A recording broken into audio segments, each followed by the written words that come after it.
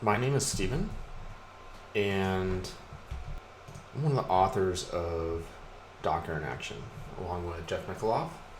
Um, and today I want to share some things about Docker image build pipelines and patterns for using them effectively. I'm a cloud architect and engineer specialized in security and AWS and helping teams deploy safely onto AWS and protect their data.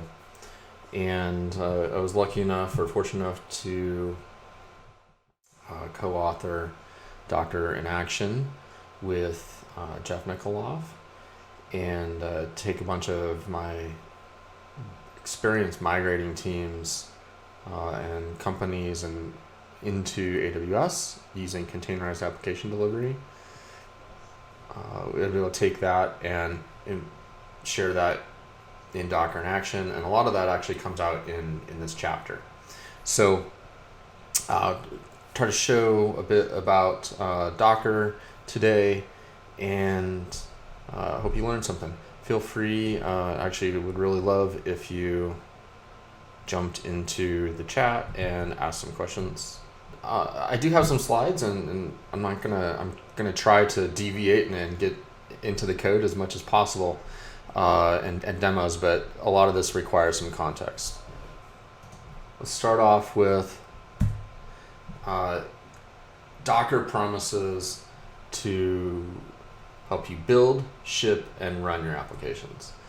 And image pipelines are all about the building and shipping part. So ultimately, we want to get software from our source control system to production quickly. And we have developers who are all the way on the left side of the process, and they're working hard and building things, and then we have operators who are running those things. Sometimes they're the same people, oftentimes they're different.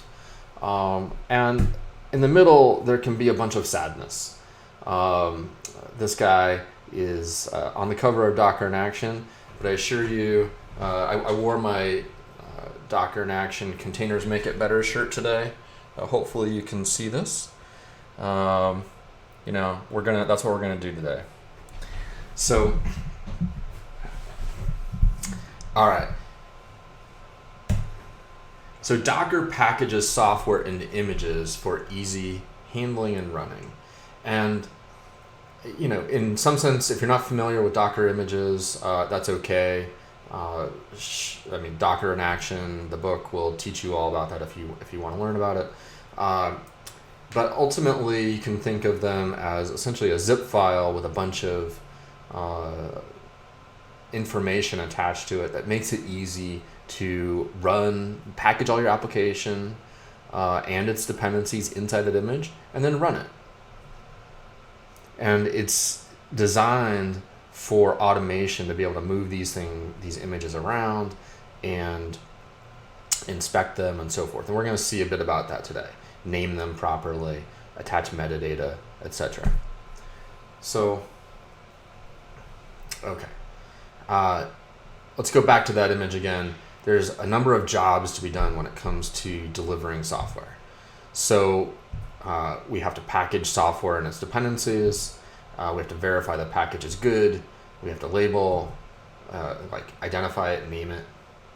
We have to store the package. Then we have to deploy the right thing.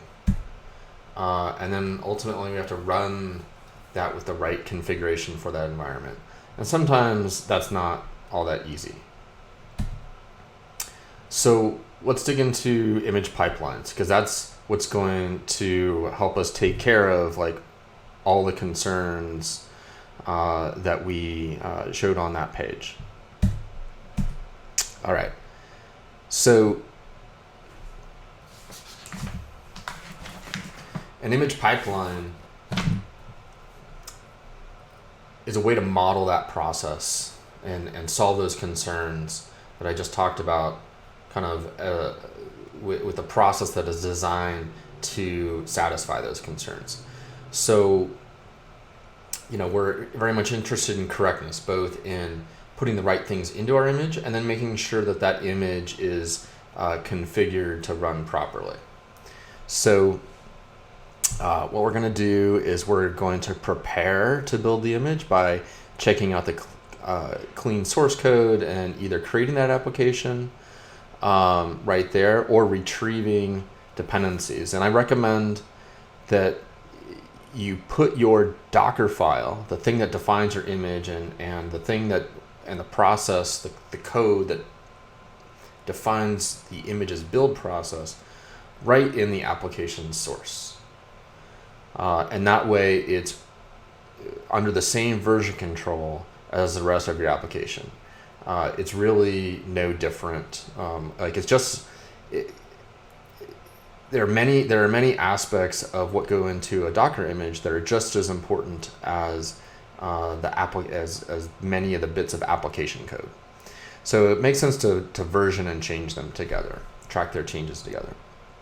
So that's we need to be able to get a clean copy of the source code with our instructions for building the Docker file and our Docker image, and that'll be the preparation stage, along with retrieving application artifacts or perhaps building it.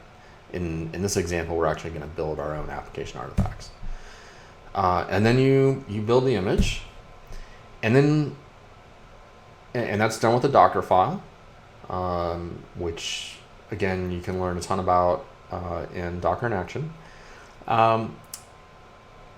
And then you can verify that functionality.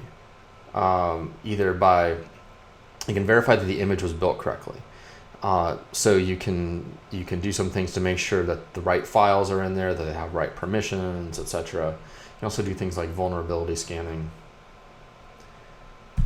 And then finally, once we're pretty sure that it's a good image, we can tag it and then publish that image to a registry for that image to be deployed somewhere. Let's see. All right.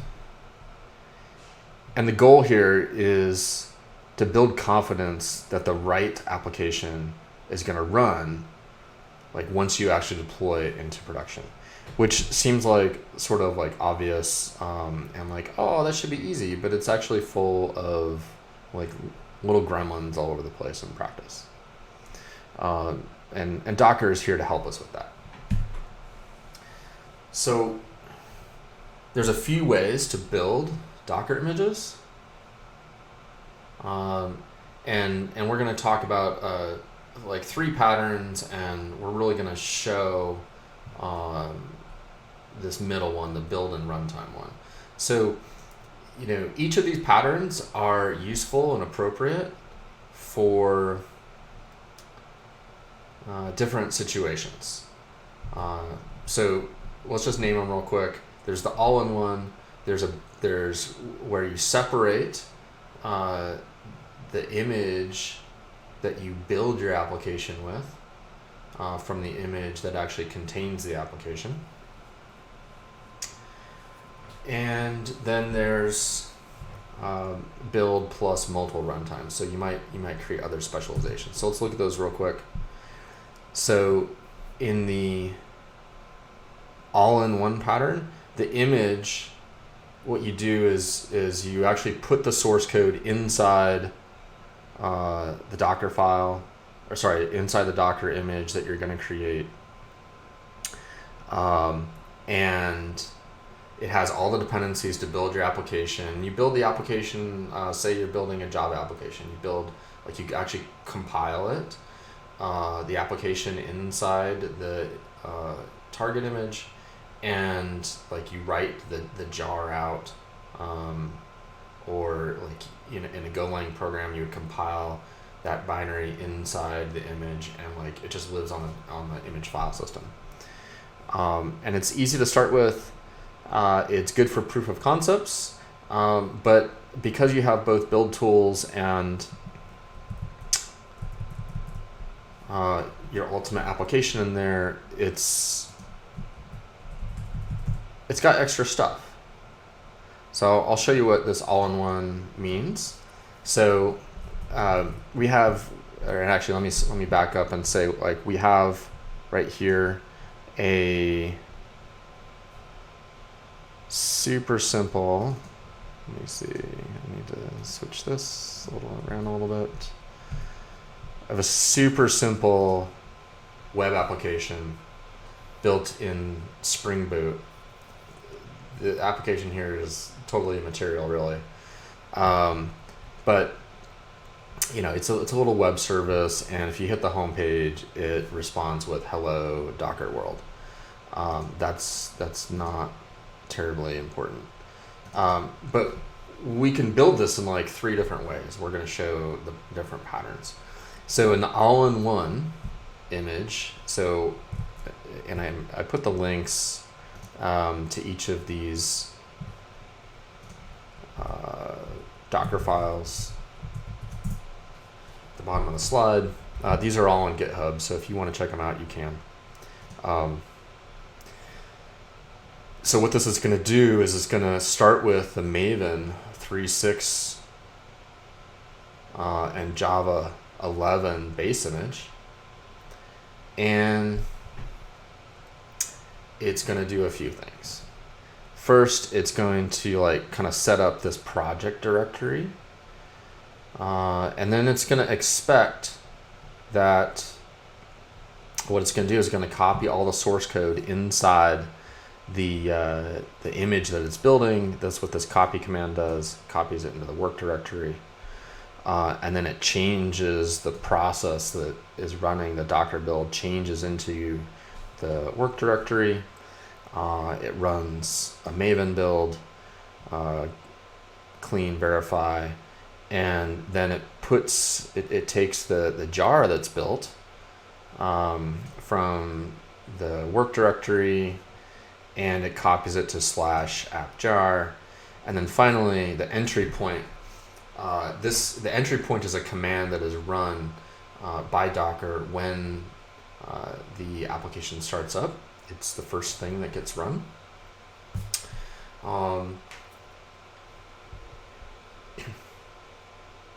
And it's going to run Java jar, which is going to run it. So why don't we actually take a look at that now?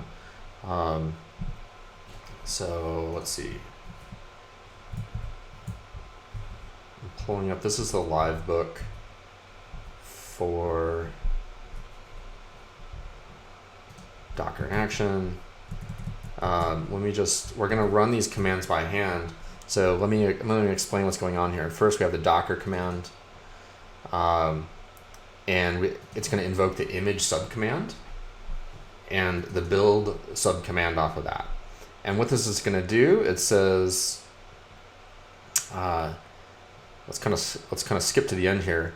I'm specifying that we're going to run the all-in-one Docker file, and this dot means send the files from this directory into the build context, and then when that image builds successfully, go ahead and tag it with this all-in-one Docker in action chapter 10 all-in-one tag. So let's go ahead and run that. Let's see, it's going to compile. Hopefully this doesn't take too long. Let's see. It only took a few seconds previously. It's not great not a whole lot of fun to look at. Let me go back to what's going on here. So because the Docker file, notice that, the from image, the image that we're building from, is the Maven JDK 11 image, and we're building our application inside here, and then we just run it directly from within this image. And so we're pulling in Maven 3.6, like the full JDK, etc. So this is what I call an all-in-one image or a kitchen sink image, and like it's great. You can see here that we built the image and tagged it successfully. It's like, we can do all kinds of things here. We can run that. So let's just do that now. Run rm it.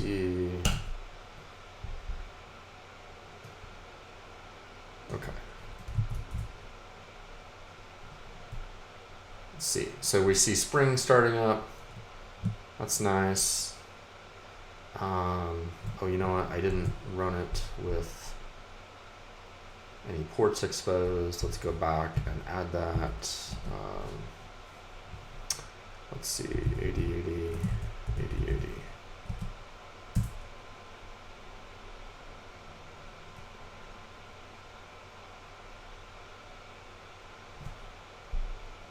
Okay. So let's see.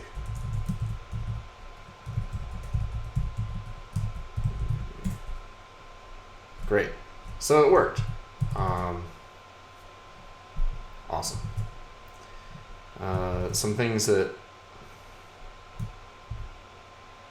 maybe we don't like about that are if we list the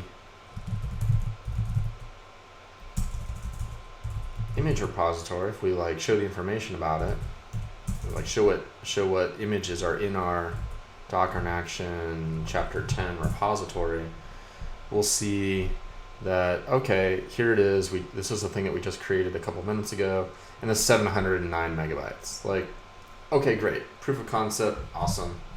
But there's probably extra tools in there. Like we have this like super duper simple application. So maybe we can do better. All right. So the next thing we can do is we can use what we call the build plus runtime pattern, where you build and run your application with separate images. And this is nice because we like having all of our build tools inside a build image. That's great. I mean, like I don't want to have I don't have JDK 11 or Maven 3.6 installed locally on my machine, and if I did, I don't know, would Oracle like come yell at me? I don't know. But like building and running your application are separate concerns. And like there's while the build of this application is relatively simple, I've worked in plenty of places where the build environment required like a 12-page wiki, at least until we automated it with Docker. But okay, so let's move on and let's try this pattern where we separate out our build image or the image that we're building with, and that's a distinct thing from the image that we run with.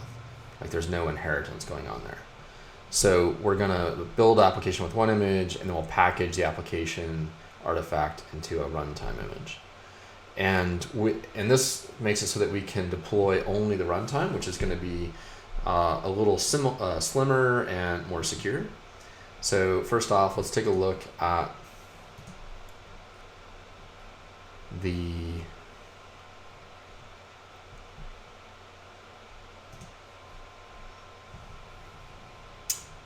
runtime image.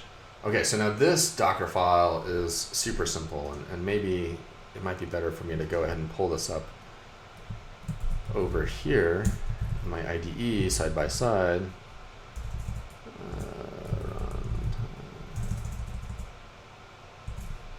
It's right here. Can't type. Okay, split vertically. Okay, so here's what we had. Here's what we have now. So these are like literally the same lines at the end, or very much so. Except now there's kind of this assumption that we're getting, our preparation step is getting or retrieving the artifacts from somewhere else.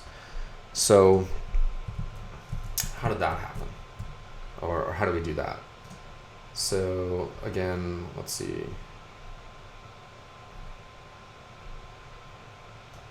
So I'm going to copy this. And the reason I'm copying this like right out of the Manning live book is just to kind of show you that like you can reproduce this whole thing yourself. There's not really much magic going on here. Okay. All right, so let's explain this command before I run it. So what I'm going to do is I'm going to use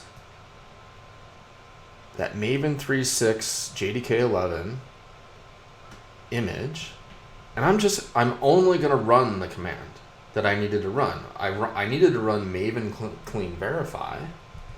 If you see in the original all-in-one image, that's all I was running in here. So actually, let me move this around so we can see both at the same time. So in my original all-in-one Docker file, I had Maven clean verify, and that was the only thing that was going on. So I can go ahead and just I can run that directly as a container, and then there's some other things going on here where I have mapped my current directory. I've used what's called a bind mount, and I've taken a directory on the host, the present working directory, which is interpolated by this shell. So let me hit Control C, echo pwd. Okay, so on this is the actual directory on my Mac that I'm working within. I'm glad I guess have insensitive or non-sensitive directory names, but what it's going to do is that's going to be expanded, and it's going to mount Docker for Mac is going to mount that directory into this container when it runs it in /project. So you can kind of think of this command that I'm about to run. Let's go back over here. You can kind of think of this command that I'm about to run as like just a transformation of that Docker file, like back into, I'm going to, give access to the container, give the host directory, put that inside the container at /project, run commands from /project. That's what this W means. This is the working directory. We're going to use the Maven 3.6 image that's equivalent to the from, and then we're going to run Maven clean verify, which are command arguments. So, all right, let's do that. Enough talking. This might also take a minute.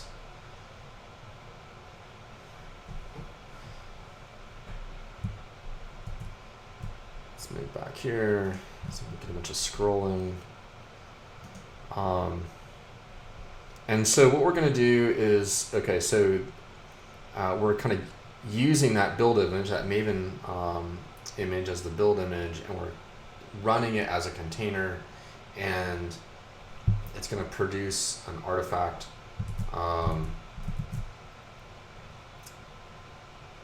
Still running.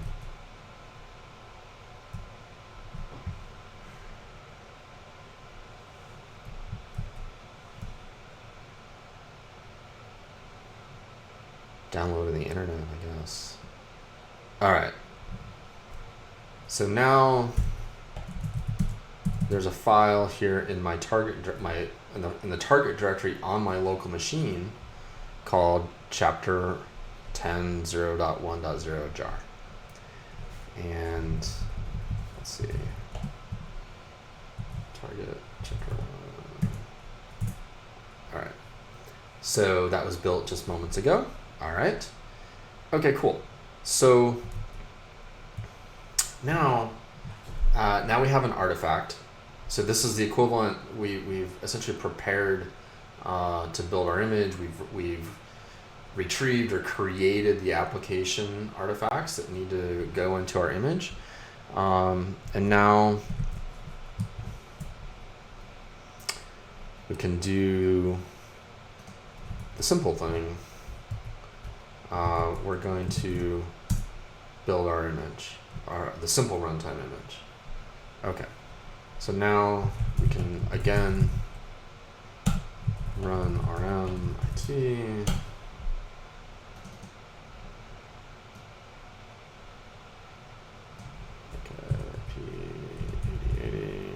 Let's do 81, so you know I'm not, so we know that it's a different server.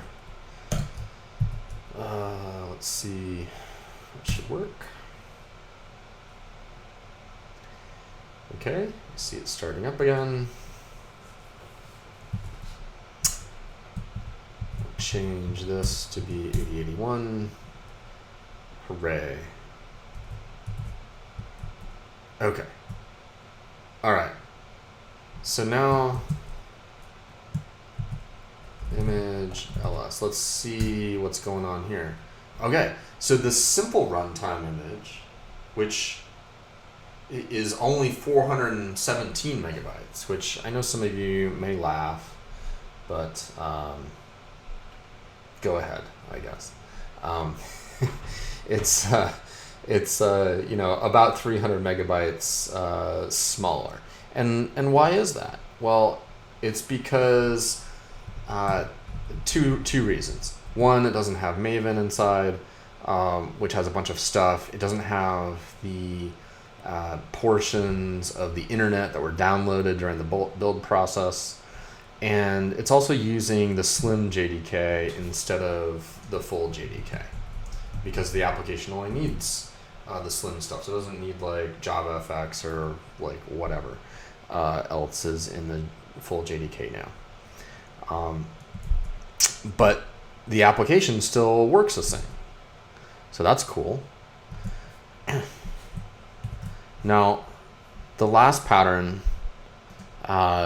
is that you can, once you've got your image separated out, your application runtime image separated out, you might say like, well, there are some extra tools I need from time to time, like maybe a profiling tool or something that performs administrative jobs that needs all the same application libraries. So think of like a database migration or a data analysis or fix-up job where you want to use, let's say, all of the same code that reads and writes data from the database, but you don't want to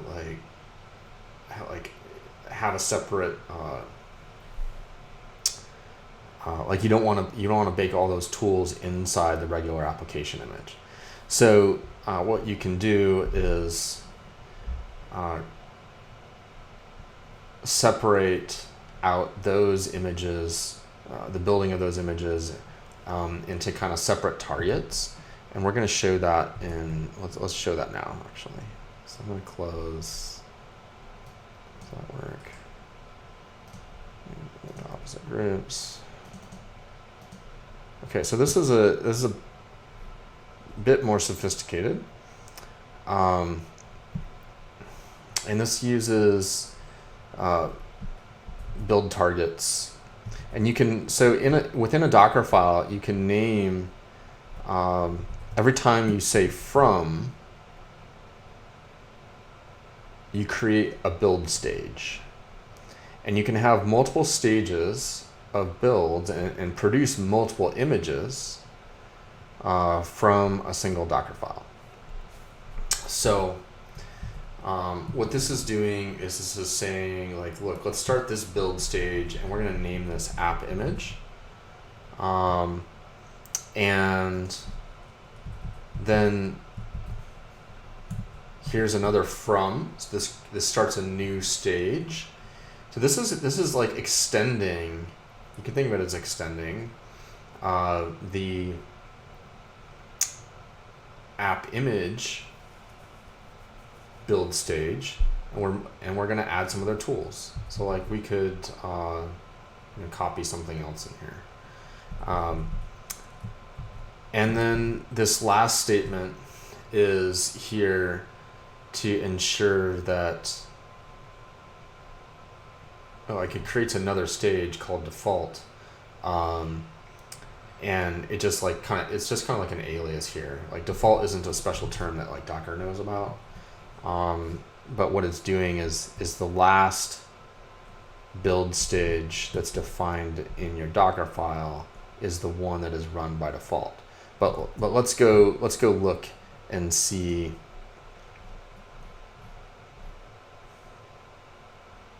Okay, this is the hierarchy.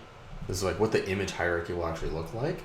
So if you noticed, okay, we started again from the JDK 11 Slim, and we're gonna build app image, and then when we can go ahead and tag as we want, like it's gonna tag that app image, and then the app image debug is actually built from that original app image. So this is just kind of a visualization of the different images and layers and so forth. All right, so let's build that now. We won't spend too much more time on this. All right.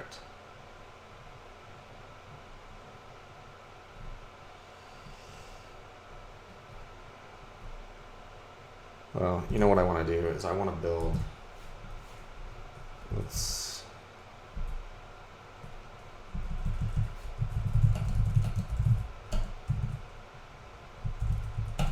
I just want to build the multi-stage runtime to show you what happens if you don't name it, specify a stage. Okay, so see the key here is that like I didn't specify a stage to build explicitly, and so because that from app image as default is the last stage defined in the Docker file, that's the one it built. So there's also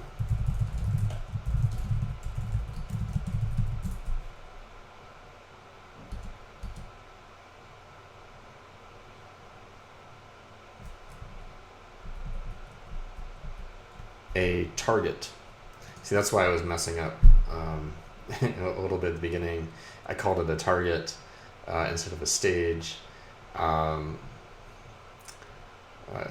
Names matter, I guess. So we can define the stage that we want to build directly. Let's do that now. Stage app image. Oops, I did it again.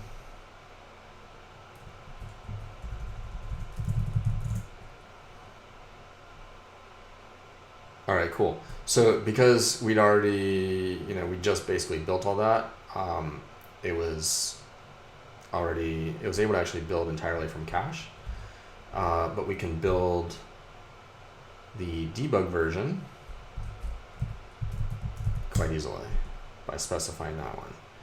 And turns out, let's go ahead and add a command just to make it do something. Run this. Run.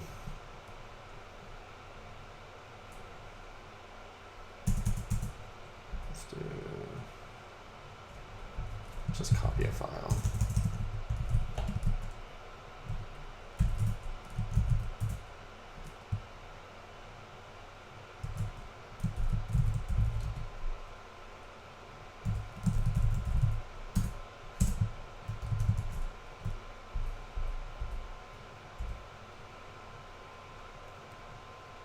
Okay, so,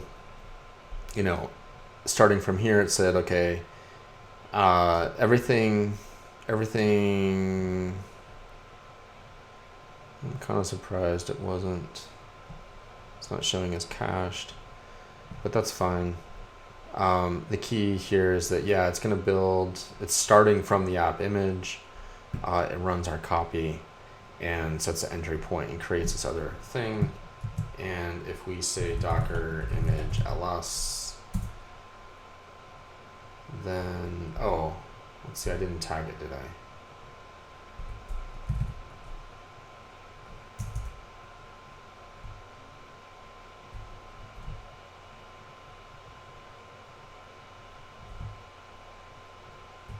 This command is getting kind of long. It's feeling like I should be automating this. Let's see.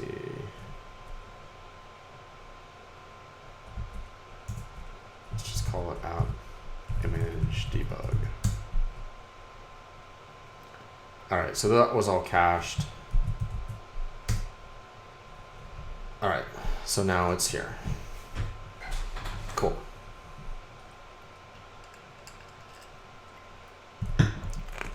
All right.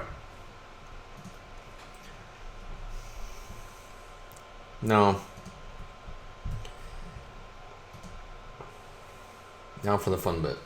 So it's like a lot of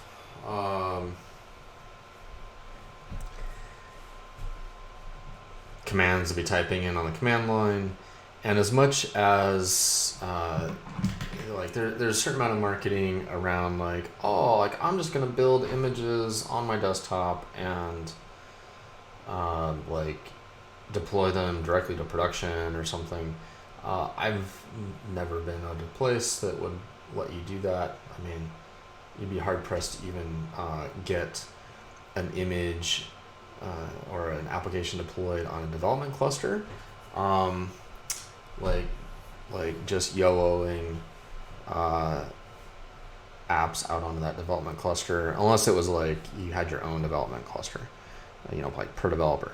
So let's talk about like modeling like this full pipeline with Make, because all we've really done is we've scratched the surface of, okay, we need to build some app artifacts.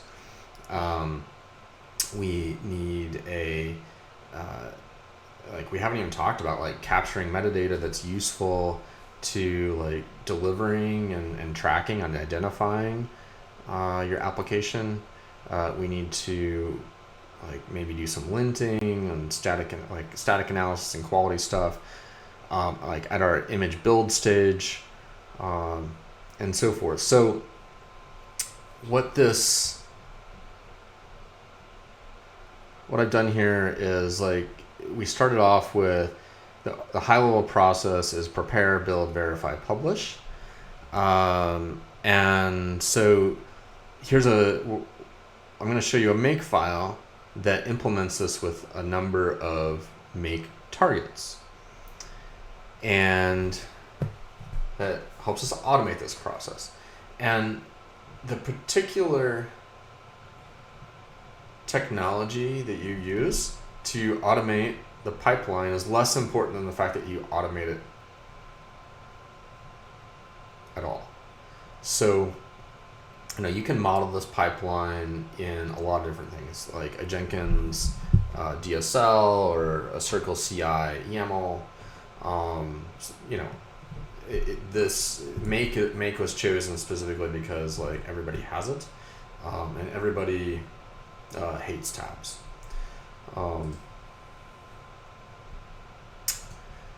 Let's see, I'll just like revert that. So what we can do is like these labels in the process, they correspond directly to make targets. So in a make file, which we're not gonna like dig into this too much, but you have these things called targets.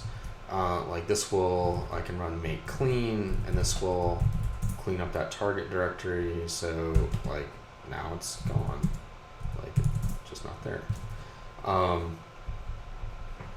And I can do a thing. I can run make all, which is basically, if you think about a dependency graph, I've pointed these arrows in the direction that like activity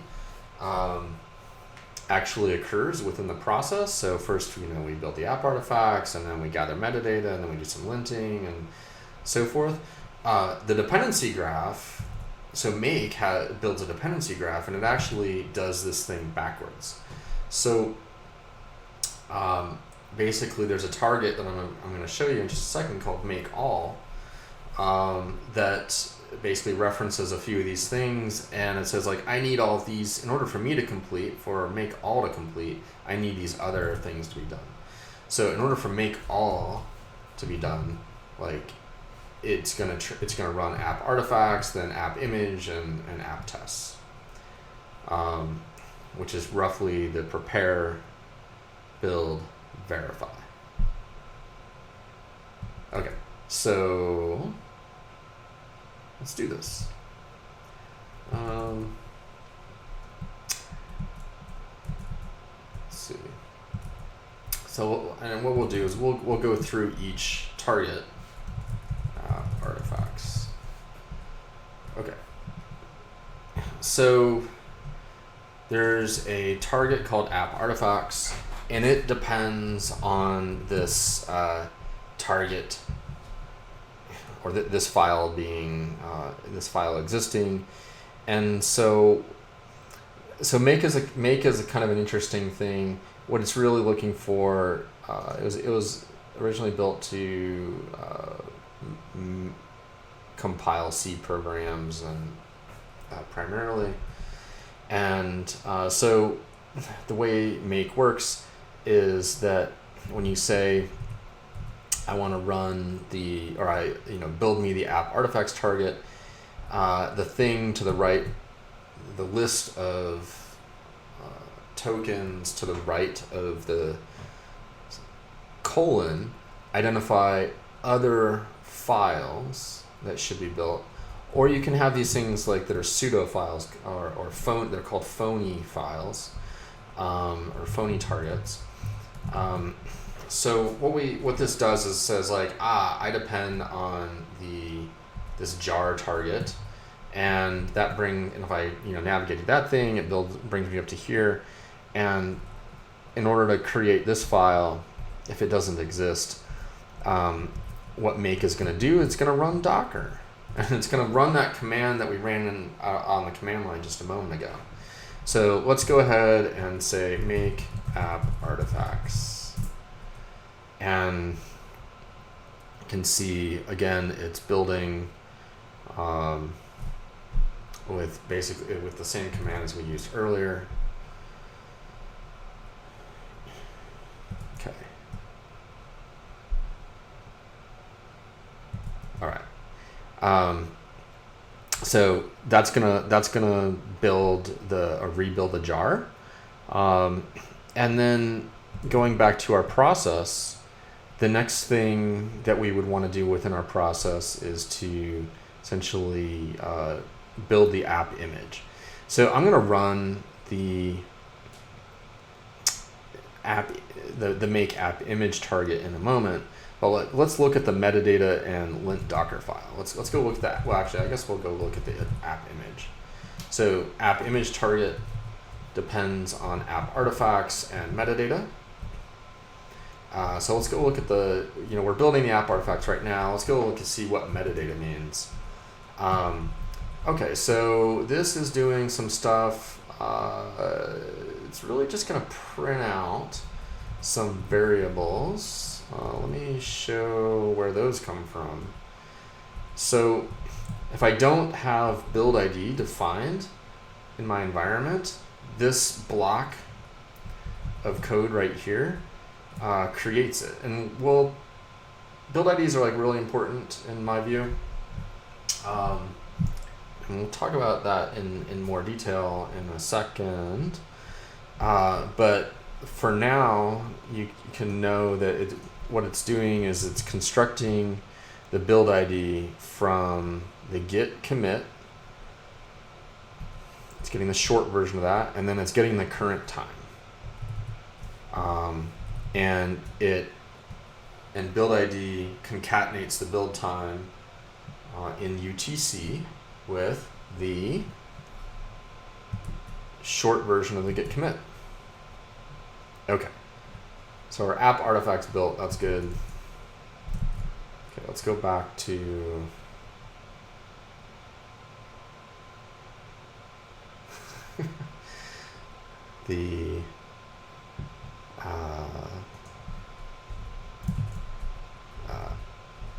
app image build. Okay, so we looked at metadata. All right, we're gonna have some nice, and I guess we can we'll make some metadata. Okay, fine. Oh, it's not set. Oh, you know what? That's weird.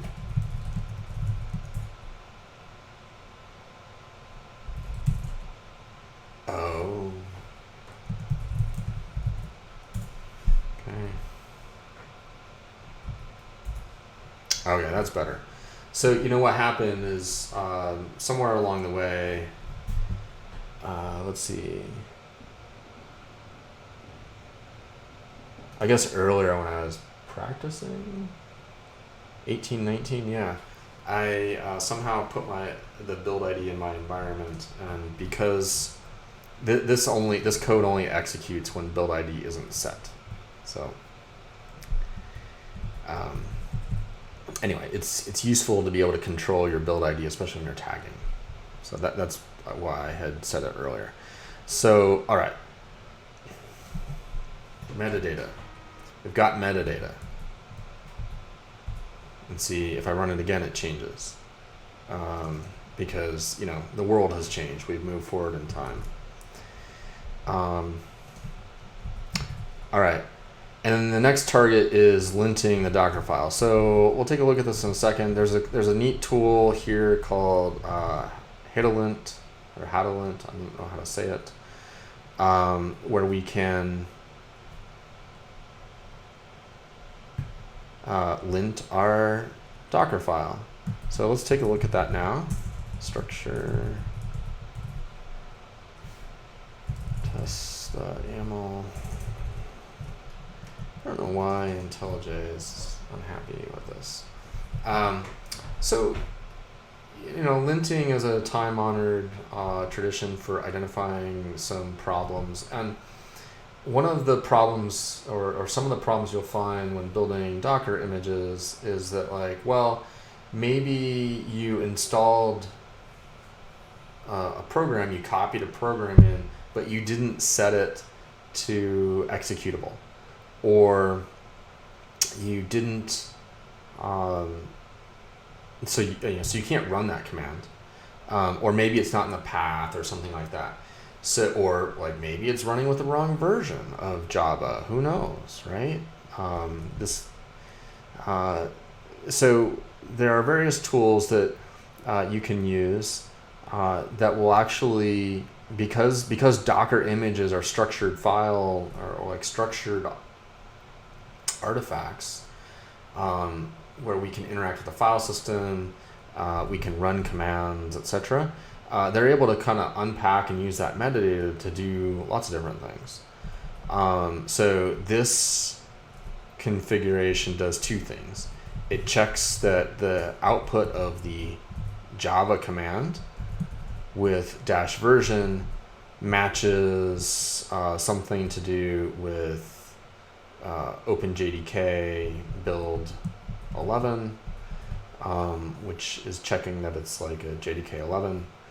And then when the image has been built, it also checks to make sure that app_jar exists and is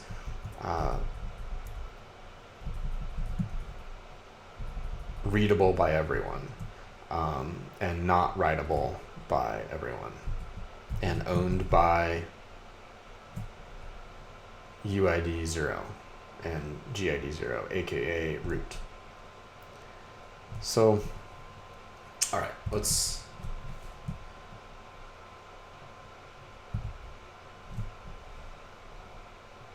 what was I doing? Oh yeah, I was gonna run make app image. So let's finally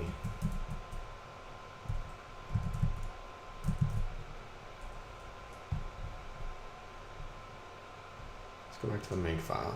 Is there anything else in here?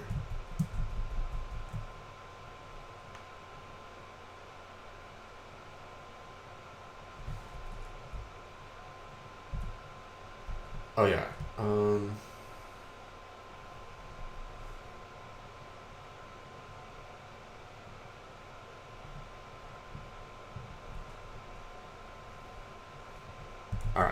So let's go ahead and run make app image. And we'll see a few things run. So first, the Dockerfile gets linted. And then it actually kicks, so that's this portion right here. So it's succeeded. The next thing that happens is we start to build the image. And let's look at that image definition, because I kind of glided over a few things. So the build ID, build date, and VCS ref, the build passes those in. So the metadata target over here, it passed in this info, we generated this info, and then the application image build passed those in as build arguments. And that's useful because now if we these are being included as labels in the image, which is pretty neat. So what we can do, there's a handy target in here for inspect. I'm just gonna grab this. Okay, so our build succeeded.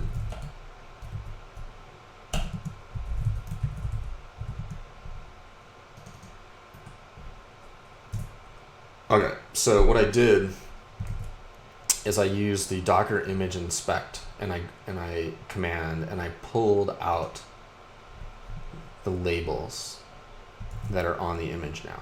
So what has happened is we've included a bunch of information, like the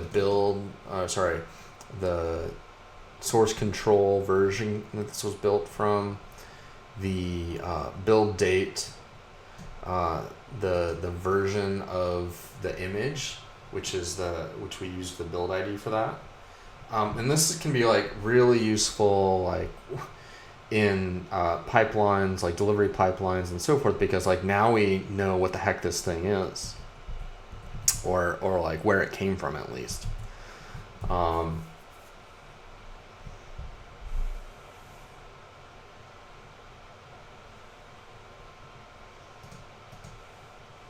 Yeah.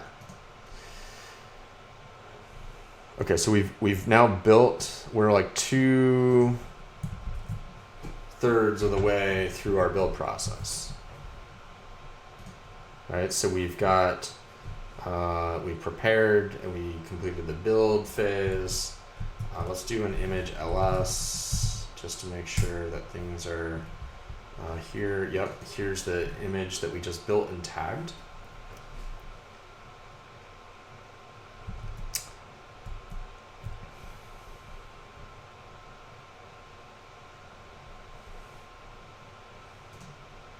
And note that the image, we gave it a tag. We gave it that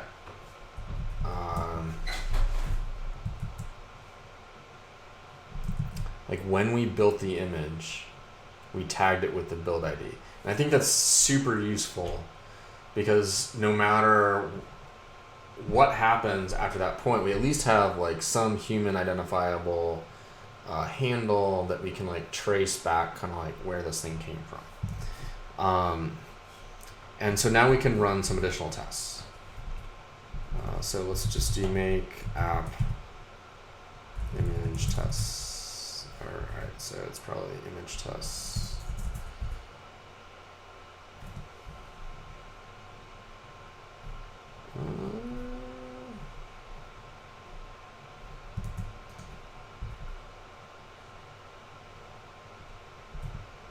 What do I do here?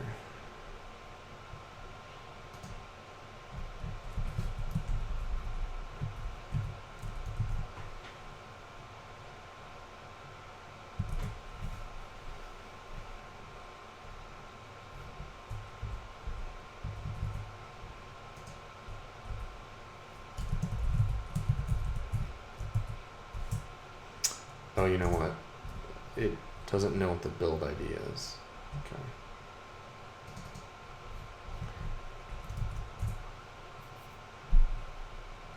Okay, so I need to explain something. I kind of messed up something earlier. When I was showing the Docker file here, I was showing there is a tool called Hitlint.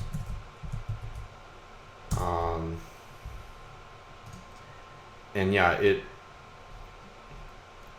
lints Docker files and like validates that you're not using deprecated stuff and so forth.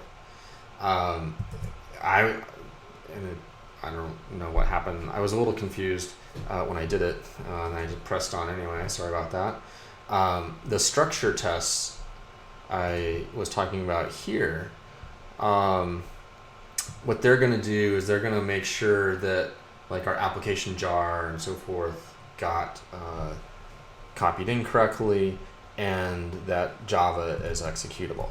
So I can run those directly like that, and we can see that they pass. So the application archive exists, and we were able to run Java, and it was something that matched the regex and so forth. So now we know a few things. We know that we built our application. We were able to put the jar for that application. We were able to put the application artifacts into our image. We were able to verify that they were in the right place and readable, and we were able to verify that Java is executable. The right version of Java is executable, and like that's a fair amount of stuff.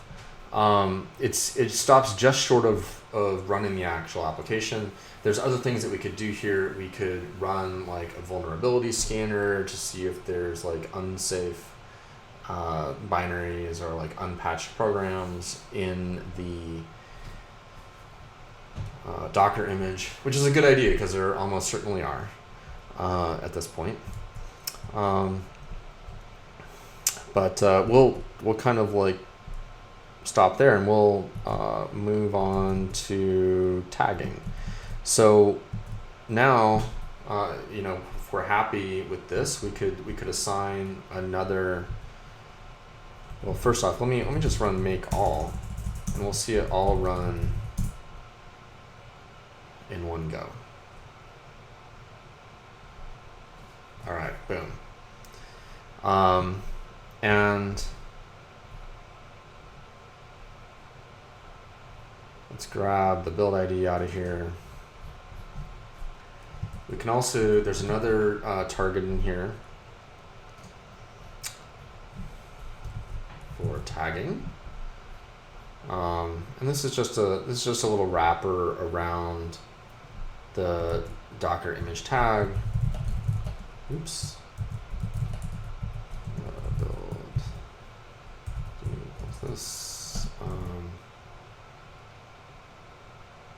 And let's do tag. Let's call it v1.demo.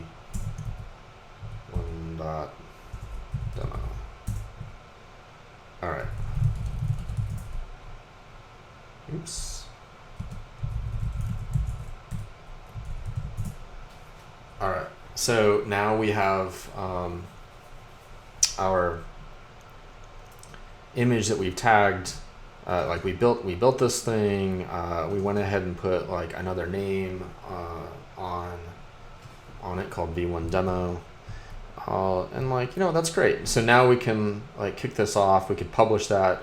We could push that to a Docker registry or something else. All right. So that's like half the battle. Now we've created our image. This is at least the build portion of build, ship, run. And now we can move on to the ship or publish portion. So the shipping part starts with that like with the Docker push. So a little more about Docker image tags. Tags are tags are human readable strings that point to a single image ID. So, anyone who's used Docker for a while knows that you can quickly accumulate a whole bunch of images. A tag you can have multiple tags, as we've already shown, that point to a single image. You maybe use semantic versioning, v1, you can have v1, v1.0, v1.0.1, etc. And then, that a single tag can point to a single image ID. But multiple tags can point to a single image ID, and tags can be removed or moved from one image to another. So, I kind of arranged this. You can see here's v1.0.0. You can imagine that at one point, v1.0 and v1 and latest may have been applied to the runtime image, and this is just like this one on top is a newer image. In fact, let me just change that. New and or like T0, T1, and this is T0. Okay. So, it kind of maybe brings up a question, what does latest mean? And I ask this question a lot, and I usually phrase it in terms of, hey, is latest the most recent image built by a CI system, regardless of the branch? Is it from the main release branch? Is it from an active development branch that's passed the author's tests? Is latest from the stable release branch that has passed author's tests? Is it none of these? And the answer is, well, there's no official definition, so it's effectively none of these. Or it's defined by the software author or the owner of that Docker image repository. Woohoo! Good job, Jeff. Jeff got the answer, none of the above. That is the closest answer.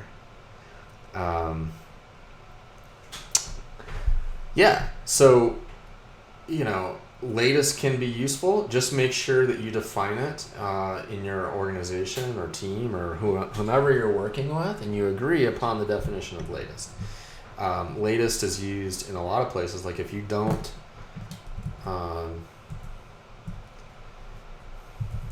image. So if you say Docker image container run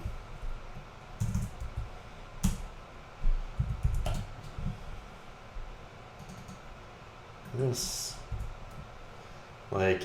Docker's gonna try to find if you don't specify an explicit tag, Docker's gonna try to find an image with the tag of latest, and if it can't find that,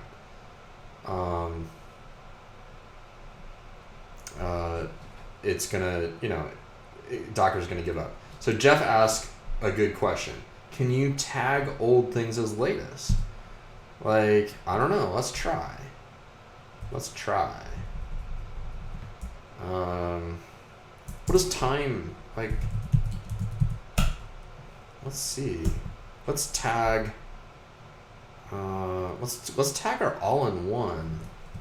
Let's try tagging all-in-one. Surely, this is not what you would expect, is it? Latest. Oh. Let's run it.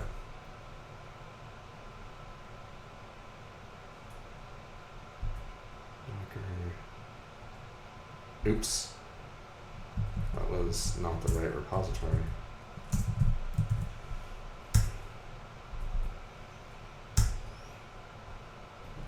Okay, cool. So I just tagged that all-in-one image, which is kind of just like a rando image in this repository, effectively, as latest, and I ran it. Like, and then when I ran, let me show. Oops, let me show that again. When I ran Docker container run without a for Docker in Action Chapter 10 without a tag, like it ran the one.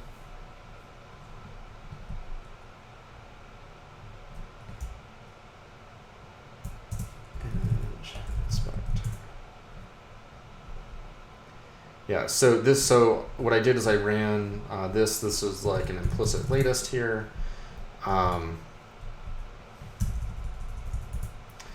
So the last tag time was probably just a little bit ago. Yep.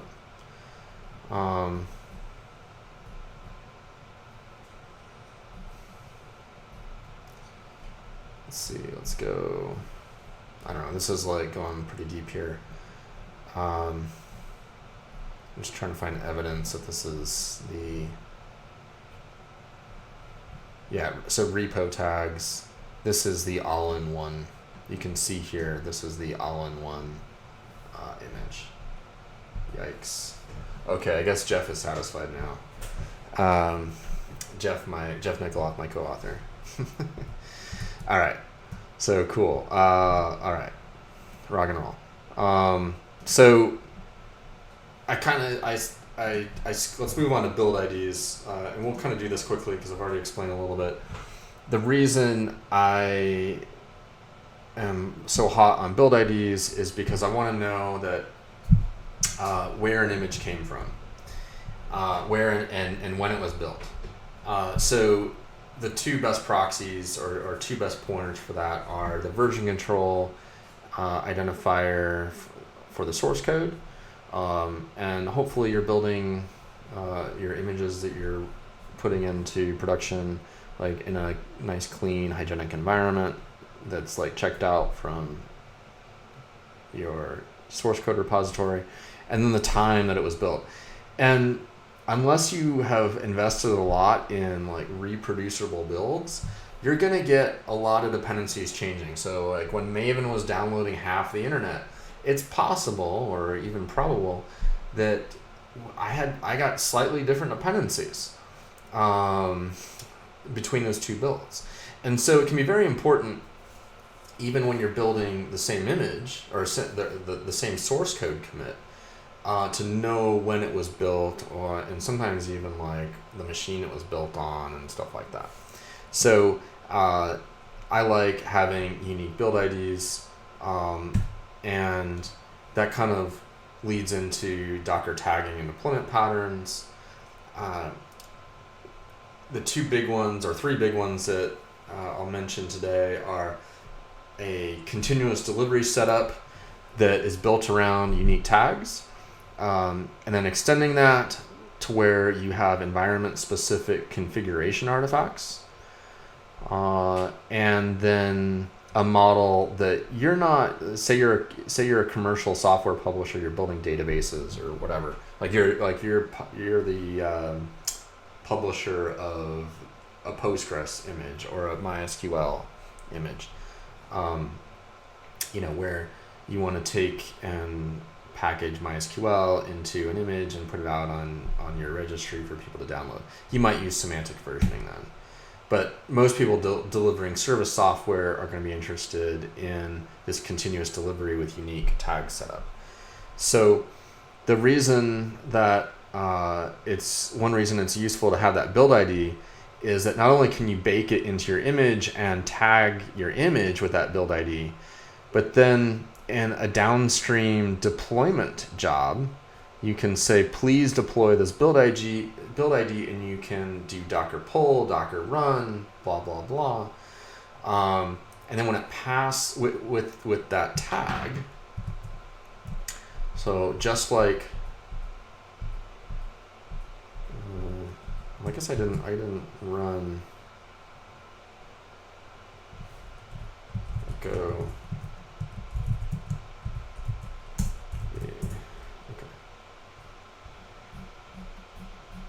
go back and, well, I'll just make it again. Didn't take that long. Make all.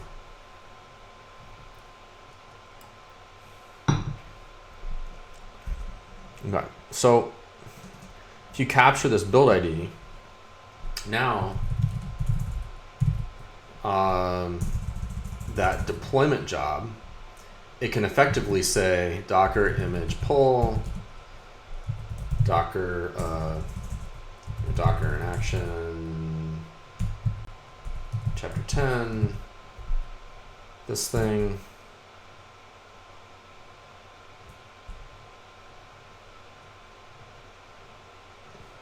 Oh, you know what? Yeah, I haven't pushed it up to the registry, but that's fine. We can still run it.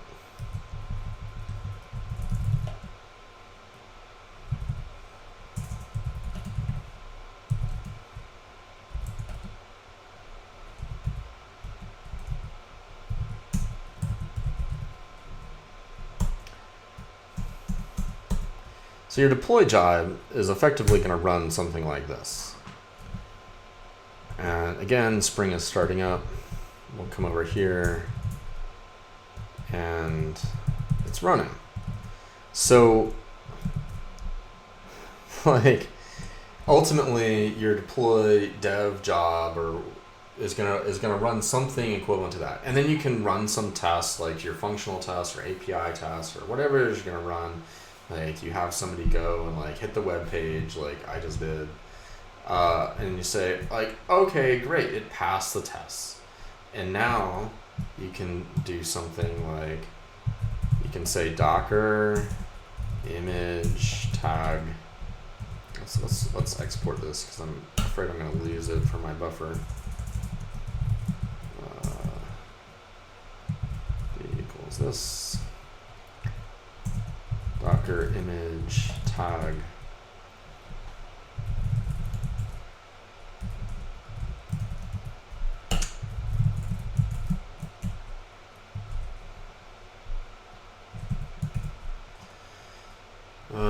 Let's say this image has now passed our development test, and like this is like the last known good development image, right? We can go ahead and tag that as such, like we just made that convention. Great.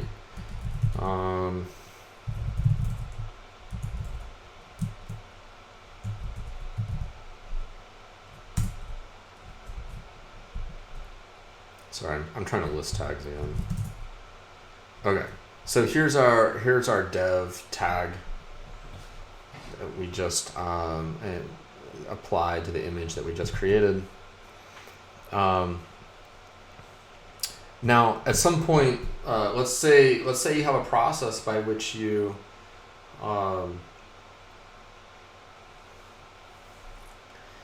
update or deploy your stage environment once a day or something like that. Well, now you have a decision to make. This process can either pull the latest dev tag and resolve its SHA-1 using Docker image inspect and stuff like that, and get its content ID, and then start to promote that. Or you can say like, look, we'll look and see whatever the build ID was of the last thing that passed tests. Like a lot of CI systems are going to be able to track this, or you can feed parameters forward through a pipeline, and like we can keep feeding that build ID forward and forward. And that's basically a continuous delivery model with unique tags. Where you're passing build IDs through your pipeline technology, whether that's Jenkins or CircleCI or Travis, they all have some sort of model for that. And then there's like a variation upon this where you can maybe you've got that build ID and you've got that app image, but you've also got environment specific configuration, and you don't ever want these to get out of sync. So Another thing, I mentioned like building additional runtime images. Well, a common thing is to create additional environment specific configuration images that only contain the config files that vary by environment, or little bits that vary by environment.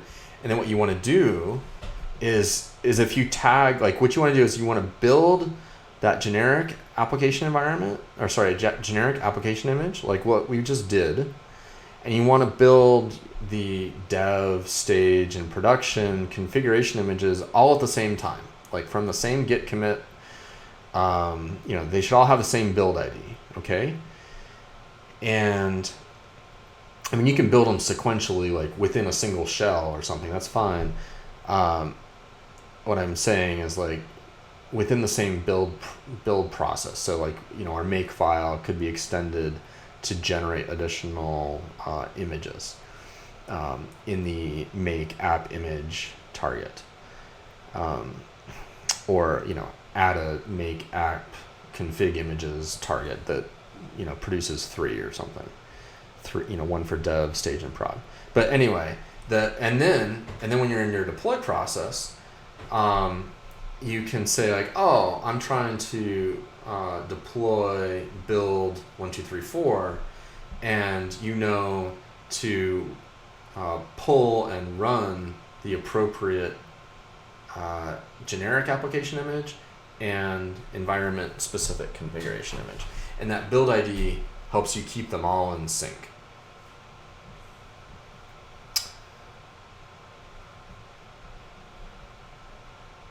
So it's a good question. In your experience, do you say you typically build config images, or would you rely on passing in CI/CD parameters as probably environment variables to your image for replaceable config values?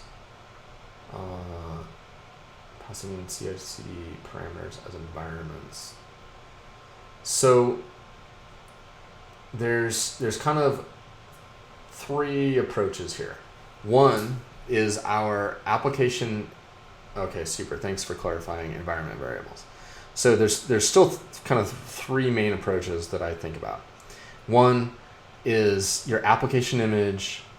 You go ahead and bake the configuration files for all 3 environments into that single application image. And then, you select dev.json, stage.json, project.json from an environment variable when you run the container, is one way to do it. That has pros and cons. Like the biggest pro is that your your application and configuration never get out of sync, and it'll work even if you don't have a build ID, or like a solid build ID. Yeah, but as Jeff points out, like no secrets. Don't put secrets into there.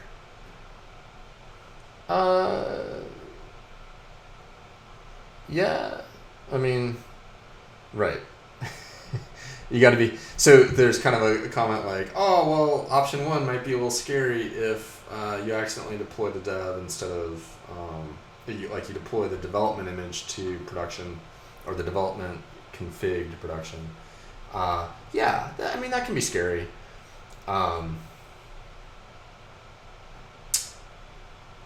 It may have happened, passing in that environment variable accidentally for dev. That may occur in the same way that you might accidentally get, somehow you've accidentally specified the dev environment variable right here.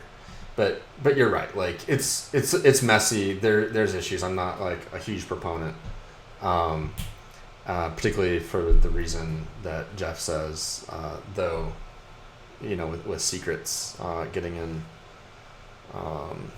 config files sometimes. But when you have a separate config image, one nice thing about that is so the way that works is you can mount it in, like say the Kubernetes world uses this a fair amount, in that like you have like the pause container or pause image, and like you make a little container that has nothing in it, and it can even exit in some orchestrators. Like ECS doesn't have a problem with the container exiting, and all you're really trying to do is use it for its file system, and you can mount the application container. The generic application container can essentially mount in the config container's file system and read from it.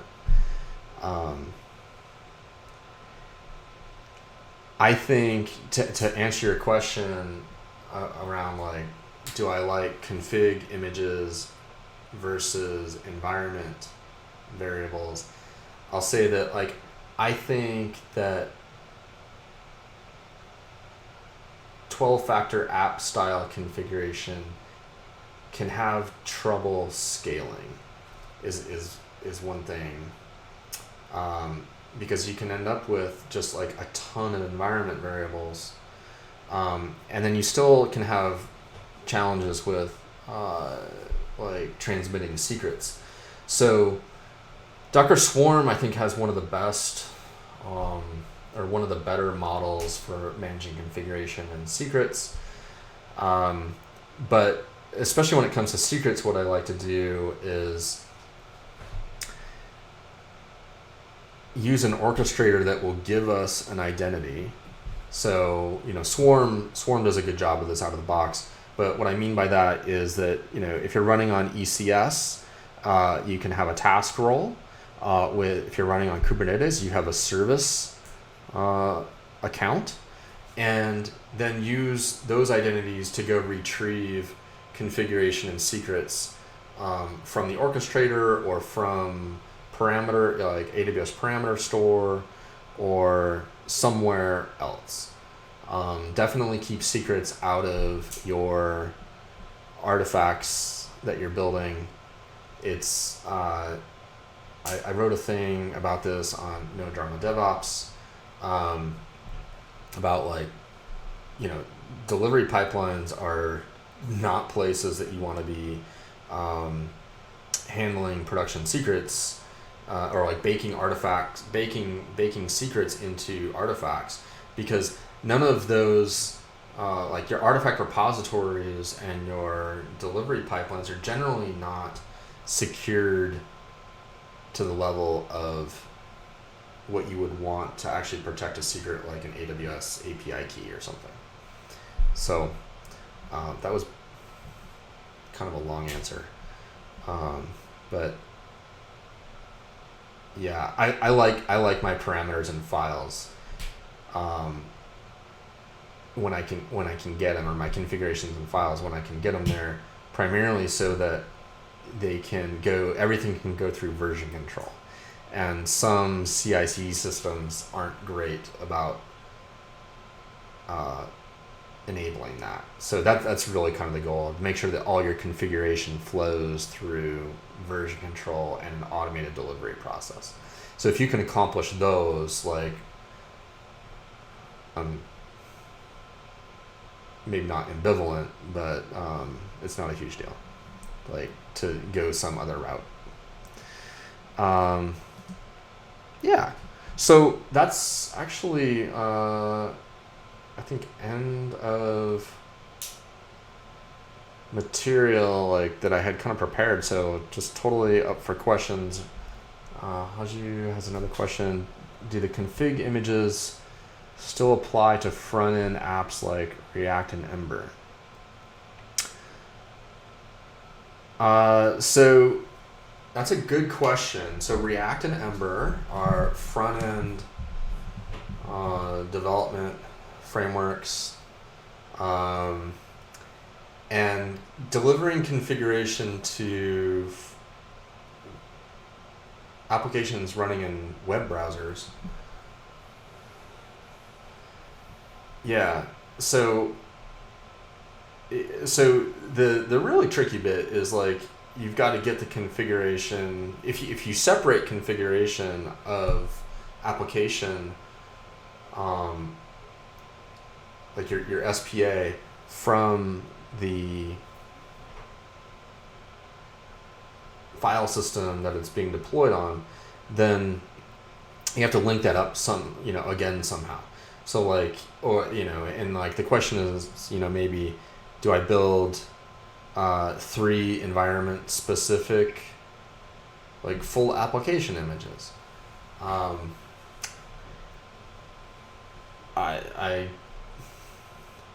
think there are different models. The last time I really was deep into solving these problems, like we basically put every build, we generated every config for the environment that the application is going to be deployed into, and we actually generated that on every commit, and then we pushed every one of those to a CDN. So like in that environment, it was kind of fun. You could actually go back for like 3 years and literally deploy any version of the application. They wouldn't all work, of course, but like you could actually run them. I guess I'm not even sure.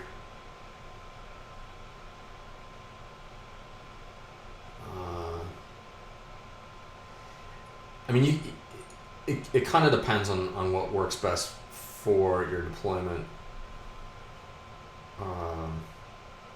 platform. So like I'm not quite sure, depending on like if you're deploying your applications on virtual machines,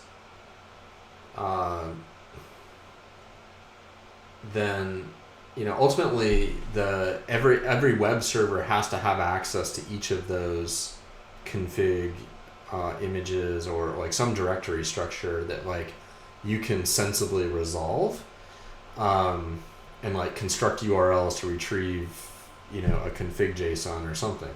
So I would either probably bake the config into the application image, because like your web server then doesn't have to do too much trickery to resolve things, or maybe put them on a volume. Honestly, I still kind of like packaging it all up in like building like 4 environment specific tarballs essentially and blasting them out to a CDN or something all at once. But it kind of depends. I think I'm sorry I can't answer that question. I don't think I know enough about your environment.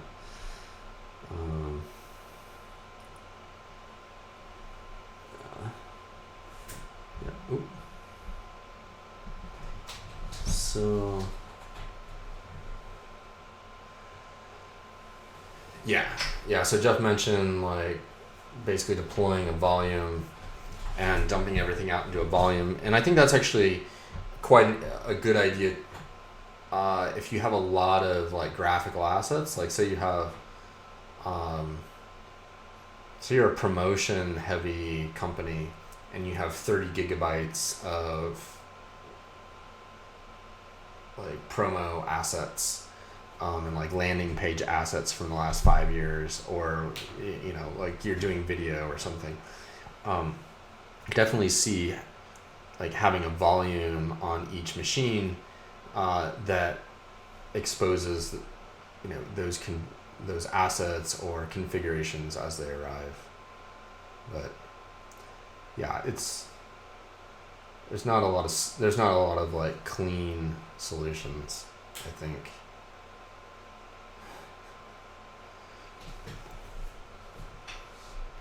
So all right.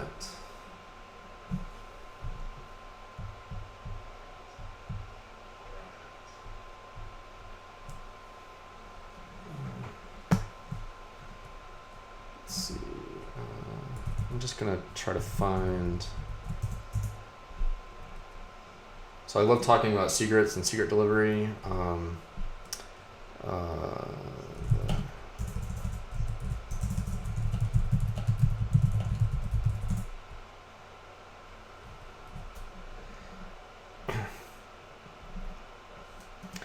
So if you want to learn about like the first secret problem and how you keep secrets out of your deployment artifacts, take a look at this blog post on No Drama DevOps, which is where I write pretty frequently about the first secret problem. And what it's going to do is like, tell you basically how to keep secrets out of your application environment specific artifacts that are being built by delivery pipelines, and instead use whatever your platform's identity system is, whether that's a Kubernetes service account or an ECS task role or your Swarm task identity.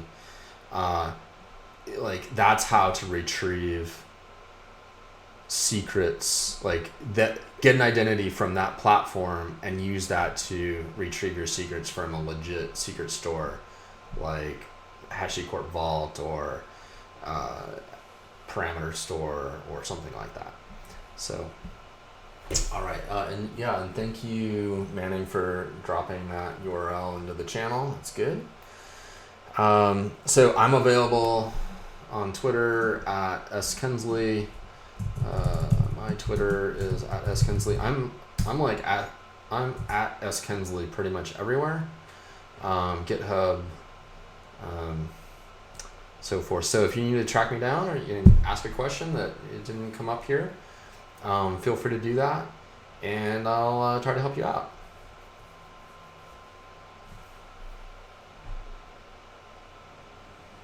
Yeah, so I can answer the question about the config image quickly. So it's the config image is a way to say you're deploying to n environments. It's a way to keep environment specific configs out of your generic application image. And then be able to marry them up later on in your deployment process. So some people object to baking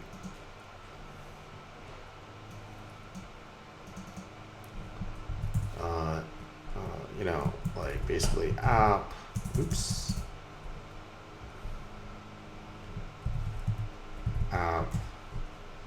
and app and configuration artifacts. I don't know why this is not working. Config, dev config.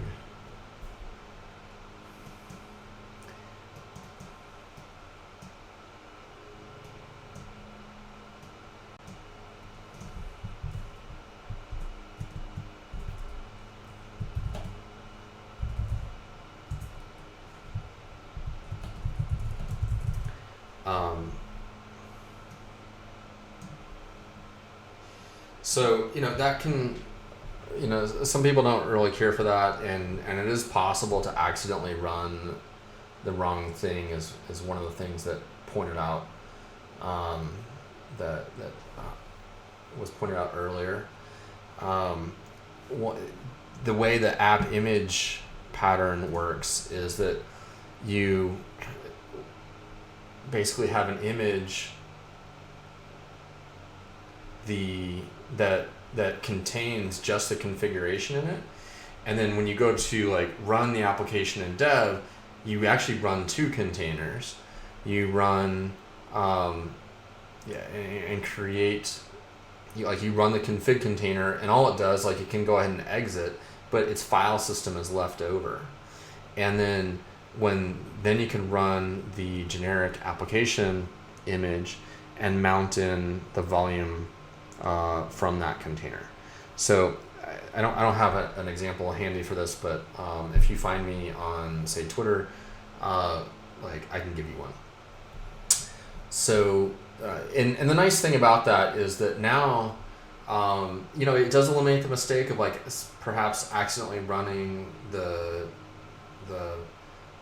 or it reduces the probability that you'll run the dev image config in production, or the dev config in production perhaps.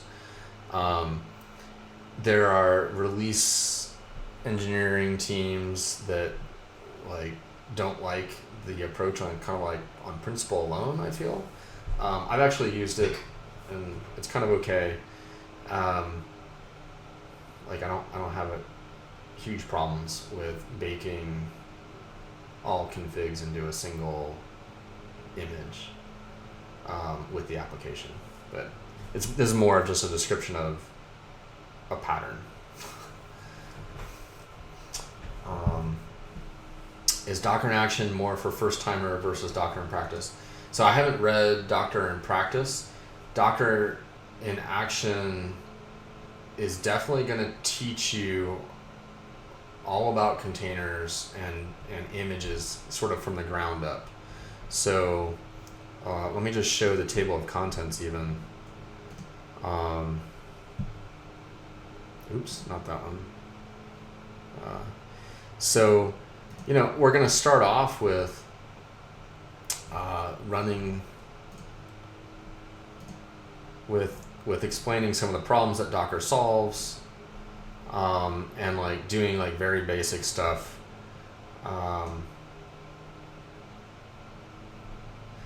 And then we're going to talk about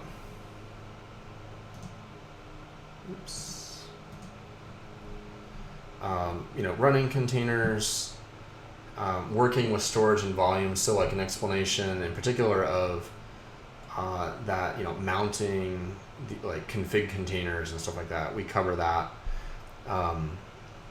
But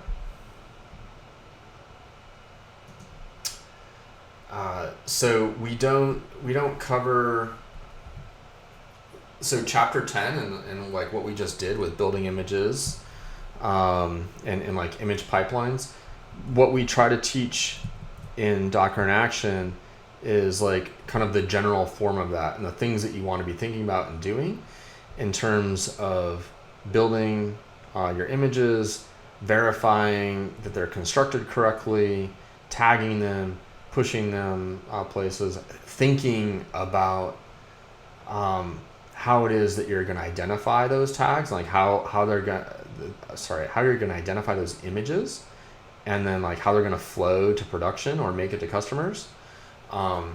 There's also like there's a chapter on registries, and you know, do you want to have like an internal registry for testing and a public one for publishing your software and so forth.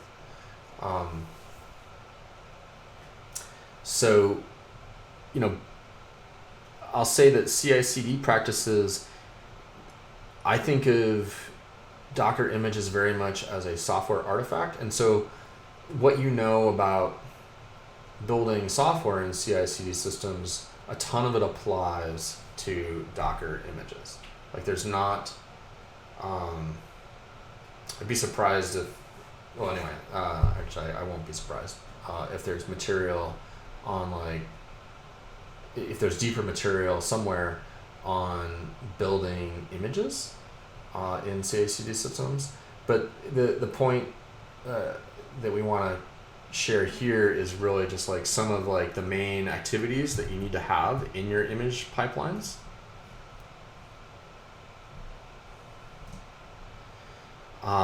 And some of the technical options for implementing them.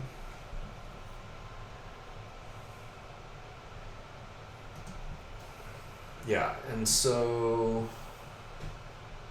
eKIP 123, how does this config image pattern compare to external config management? Yeah, so like Spring Cloud Server, or say like even a feature flag system.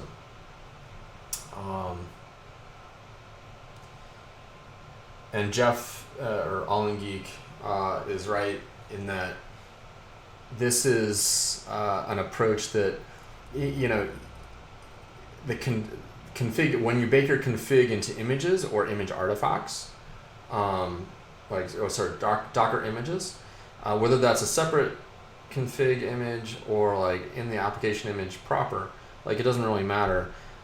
It's of course static. And if your application is designed to perform dynamic updates, and just because you're inside Spring, like, that doesn't necessarily, of course, mean your application is like really designed to handle updates. Like, there's some work that goes into that, making sure that everybody's actually reading and not making copies of configs. But they're kind of separate concerns. You could use them together. You could use one or the other.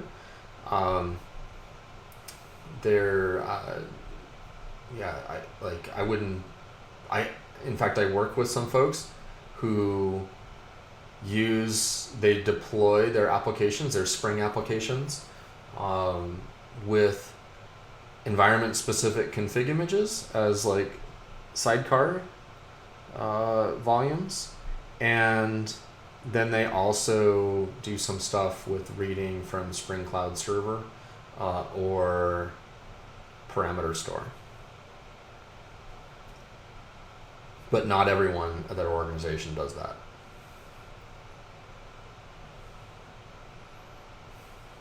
And then they also have a separate feature flag system for, like, actually I think they might be using multiple feature flag systems. Yeah, you're welcome. And if you have any other questions, feel free to hit myself at Kuenzli on Twitter, as well as Jeff would probably be open to questions at All In Geek.